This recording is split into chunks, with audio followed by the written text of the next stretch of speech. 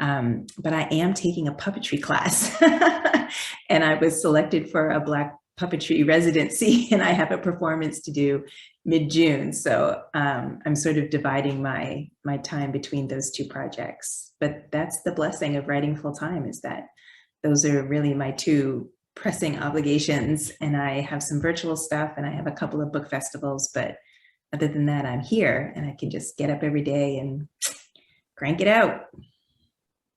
And you're doing this just for the joy of learning puppetry, or? So if I look to my right, I have my vision board. And for years, I have been putting on my to-do list puppets. I love them. I always have. I would really like to work with them. I mean, I've been interested in film for a long time too. So I don't actually imagine myself doing performances over and over and over again in the theater. I really just want to adapt something that I wrote, an origin story that I wrote for The Enchanted Bridge, and a middle grade novel that I wrote called Littlest Sister from the Stars. And I was learning more about African cosmologies and ideas around human beings being seeds that were cast from the stars. And so I've written this sort of Octavia Butler, or just, so people will call it Afrofuturistic. I don't think of it that way, but it's definitely a little more science fiction-y than fantasy, maybe, although it has a kind of folklore element to it as well. I just think, when you're writing for kids, it was the same thing when I was a professor. I mean, you can become proficient at something and end up in a holding pattern. And then how do you make sure that you're growing? So I wrote my first graphic novel last fall after moving here. And like I said, I'm writing more poetry. I was a playwright in another lifetime, and I have written an adaptation of my young adult poetry collection, Say Her Name. So I just want to make sure I'm sort of using all the different parts of my brain. And when you're a writer and you only think about words, I don't know that that's necessarily good for my imagination in the long term. I think it would be good for me to make something with my hands. So I took a shadow puppet class last month, and I'm taking a toy theater class this month. And then hopefully I'll be able to come up with a way of staging this little script that I've written. And so what else is on the vision board? Buy a home, which I did.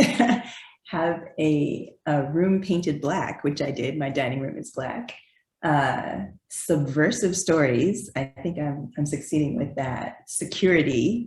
I think I've reached that financially.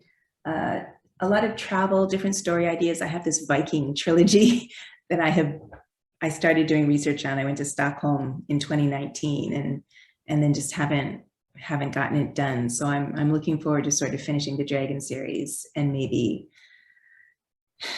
not necessarily taking a break from Kidlit, but giving myself my adult projects a chance to develop. I've got several on the go that are unfinished. And so if I turn in book 5 on July 5th, then that gives me the rest of this year to decide if I want to travel, go back to Sweden and do some more research. I started a book about the Amish when I was living in central Pennsylvania. So I need to go back there and do some research. I've got a few projects. Panama, I need to go there to finish a trilogy. So I've got some projects I would like to finish up.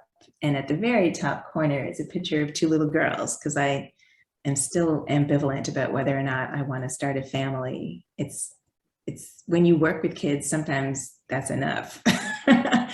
And then other times I think, my friend said to me, "You've got 40 books, like how many more do you need?"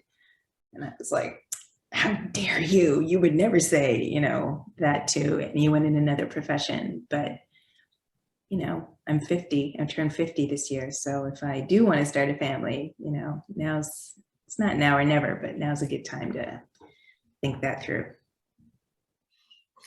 Sure. On the other hand, anytime I start wondering what will I do in the future, how carefully should I plan things, I ask myself, what were my plans in 2019? What did I think I was going to do the next year? So we'll see. Right. We plan, God laughs. Yeah. So trying to be flexible. I would like to have homes in different countries. excuse me, that's been a long time goal. So I just bought my home here in Chicago in September, and almost immediately was like, what's happening in Scotland with the pandemic? And New Zealand just opened up. That's another country that's on my list. So I would like to travel. I would like to plan something for this summer, but I'm a little concerned about traveling right now. So I'm going to wait and see.